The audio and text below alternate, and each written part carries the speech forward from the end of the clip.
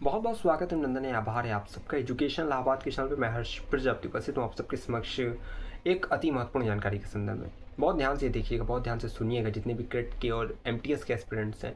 पहली चीज़ है कि आपको मेरे अलावा जहाँ तक मुझे संभावना लग रही है, कोई ज़्यादा इस टॉपिक पर चर्चा करेगा नहीं, ठीक है, क्योंकि न्यूज़ एक्यूरेट किसी के पास नहीं है।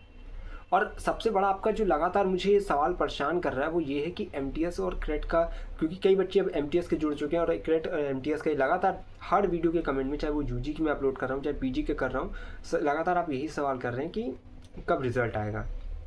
और कई बच्चे कई तरह के सवाल हैं उनके, तो उन सभी सवालों को मैं इस वीडियो में पिक करने वाला हूँ और आपकी सभी सवालों का जवाब देने की कोशिश करूँगा, क्योंकि मैं जवाब मैं हूँ आप सबके प्रति। तो बहुत ध्यान सुनिएगा।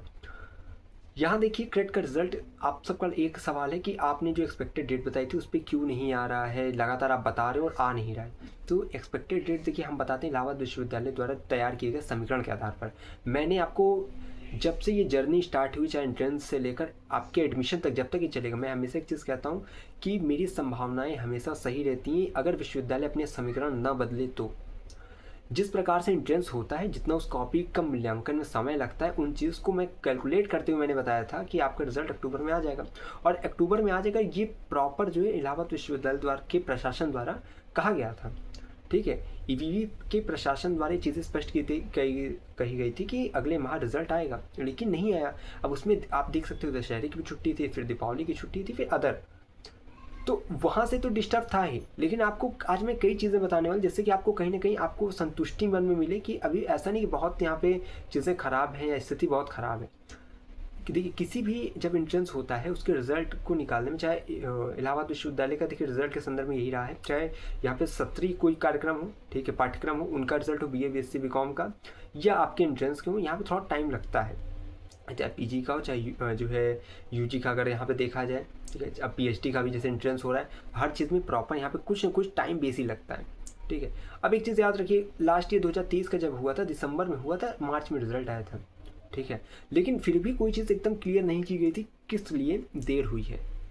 कुछ भी क्लियर नहीं किया गया था, बस ये था कि अभी इस कारण से देर है उस, और तब भी मैं बच्चों को बांधे हुए था, तब भी उस टाइम पे मैं वीडियो बनाया था। और आपके जो सीनियर्स थे उनको मैंने जो लगातार मैंने कहा था कि लगातार जुड़े रहिए, जब आएगा तो हम बताएंगे, होप मत खोइए, कभी भी आ सकता है। और वो मार्च में जाकर आया था, इसीलिए। और अब इस समय क्या है, इस समय तो सब चीज़ें क्लियर हैं, चाहे आपका देखा जाए बैक का रिजल्ट भी सब क्लियर हो चुका है, केवल आपका पीएचडी का एमटीएस का बचा हुआ है, तो बहुत जल्दी क्लियर हो जाएगा और संभावना है कि नवंबर में ही आ जाए। और उस दिन देखिए आपको प्रेस जो है पेपर कटिंग निकली थी, जिसमें बोला गया था 10 नवंबर तक आने वाला है, तो मैंने भी आपको बताया था।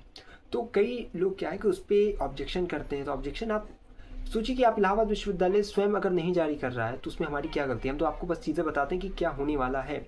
अब विश्वविद्यालय स्वयं अपने समीकरण चेंज कर दे तो उसमें हमारी कोई गलती नहीं है। तो एक चीज़ है कि आप सब अपना सपोर्ट थोड़ा बना के रखिए, ठीक है, चैनल से जुड़े रहिए, और सबसे पहले अपडेट मैं दे दूंगा आपको जब भी आएगा। और यही एक नवंबर में एक्सपेक्टेड है कि आपका रिजल्ट आ जाए क्रेट का, ठीक है। एमटीएस का जहाँ तक नवंबर लास्ट में जाए, ठीक है। और पीएचडी का एडमिशन प्रोसेस तो आप समझिए, अभी क्या है कि डॉक्यूमेंट वगैरह अगर आप तैयार नहीं कर, रिसर्च प्रपोजल, कई बच्चे मुझे रिसर्च प्रपोजल अब भेज रहे हैं जो है, उनमें उनको मैं देख रहा हूँ उनमें क्या सुधार हो सकता है, ठीक है, वो मैं उनको बता भी रहा हूँ कि ये सब चीज़ें उस पर सही कर लीजिए, ठीक है।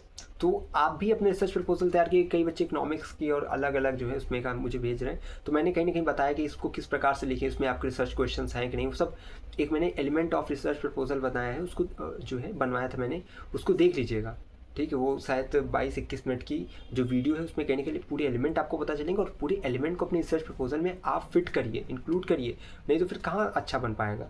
तो रिसर्च प्रपोजल पे ध्यान दीजिए, डॉक्यूमेंट तैयार कर लीजिए, ठीक है। नहीं तो फिर क्या, एडमिशन के टाइम आता है तो फिर होता है कि ये डॉक्यूमेंट नहीं, वो डॉक्यूमेंट नहीं है। और कई चीज़ों पर मैंने चर्चा की, जैसे रिसर्च प्रपोजल आप कितने दिन में जमा कर सकते हैं, ठीक है। जैसे होता है नहीं कि जब नोटिस आने के बाद कितने दिन पे आप, तो सब चीज़ को वीडियो देख लीजिए, समझ लीजिए। और अगर आपके और कोई क्वेश्चन हो उसको पूछिए, अभी आपके मन में अगर जो भी चल रहा है क्रेट के संदर्भ में, एडमिशन के संदर्भ में, कट ऑफ के संदर्भ में, पूछिए आप।